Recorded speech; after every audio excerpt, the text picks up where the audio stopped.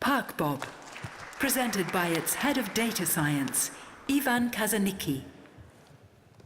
Good morning, ladies and gentlemen.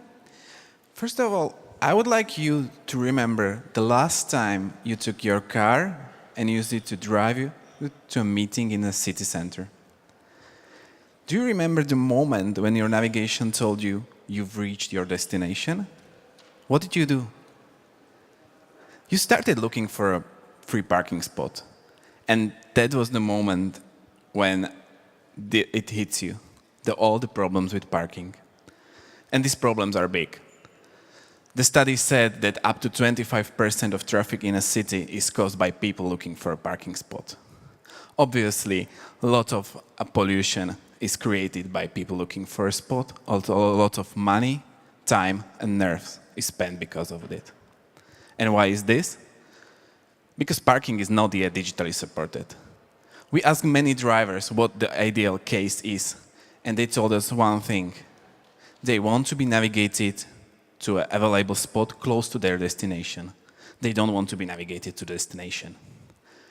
On the other side, the car manufacturers, the navigation service providers, they all want to provide this seamless experience to their users. Why? Because they know that there is lots of revenue coming from the digital services, and they know that only if they own the digital driver, they'll be able to monetize these services. But what prevents them from doing it? Simply wall of parking problem. We at Parkbob, we have 3 tools that enable us to fold this wall.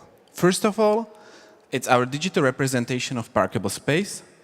So basically, we map out every parking spot in a city located on street, and we link it with the rules and restrictions that applies to this spot. This sounds trivial if you hear it for the first time, but only until you realize that parking rules and restrictions are a very personal thing. They change if you buy an electric car. They change if you move from district to district. They change if you have special permits. Second of all, second tool that we use is our real-time data stream.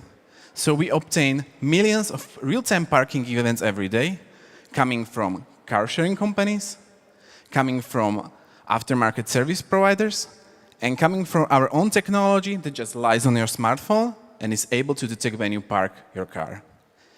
And we obtain all of this data to create ammunition for our third tool, which are advanced, top-notch, statistical, machine learning, and artificial intelligence technologies that support driver on their last mile.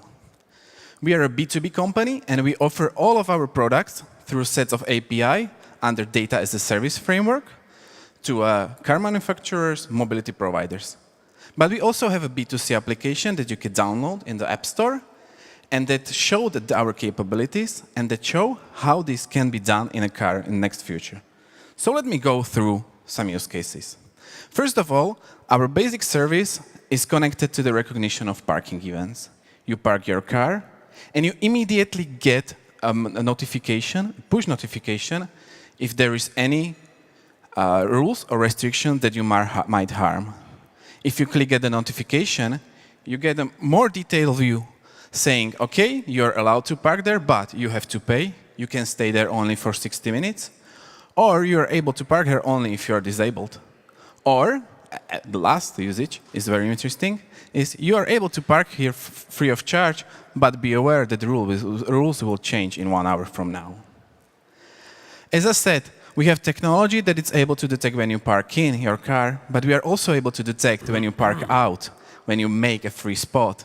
And using our methods and models, we are able to estimate how long this spot will be free. And we can offer it to other drivers. The last important piece of information that we deliver is so-called search time, and this is information how long, in average, you will look for a free spot in your destination. If this time is too long, we can immediately offer you off-street alternative, which might be more expensive, but if you're going to an important meeting, you might take it. So we are located in Vienna. We are a small startup. We started in 2016 with our services. We covered first 3 cities in 2016, but our goal is to act globally. So we added another cities in this year, and by the end of the year, we will also enter US market, and we will launch the city number 40. That's not the end. We are going to launch city number 100 next year. Thank you very much for your attention.